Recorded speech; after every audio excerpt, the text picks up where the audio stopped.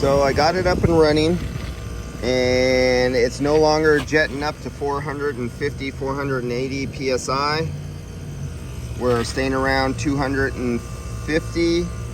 It's been running for about 5 minutes now, and since their wiring, I explained in the other videos, their wiring, coloring, and their setup was a little wrong on here, and you got to forgive him. He was an automotive mechanic, and he was trying, and this is high voltage, not 12 volts, and so, you know, they don't know about color codes of electrical, and, you know, they were putting ground green onto L1 or L2 hot, and so it was a little hair pulling moment for me there.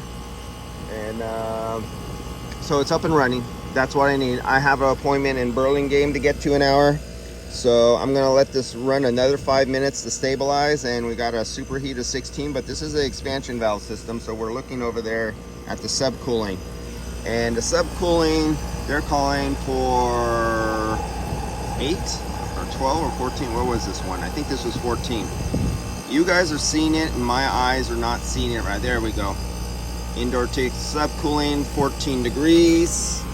And then we have our chart. Now this is, you automotive guys, you don't get that. I wish cars had this. But cars, let's go. This is for heating.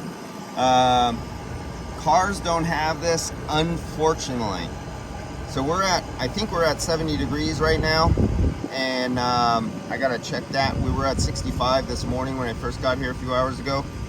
And we are I gotta go take the temperature of our air entering our evaporator. I gotta link the tool. Wait a minute, let me see if my tools are still on. Damn it, my tools are off. I gotta go link the tools and follow the chart and match them up to where they meet, and make sure everything is working correctly. Make sure I get the proper subcooling out here, superheat in there, and I have not tested the airflow, and I will use an airflow what's the name of that, the Energy Conservatory airflow temperature. Do I feel suction here on this? That should be a vent, not suction. So I'll match those up. I really wish Automotive had this for automotive guys. They have no specs for superheat or subcooling, and the industry needs to change because they're putting heat pumps on vehicles now. Got to get rid of using the old bubble sight glass method.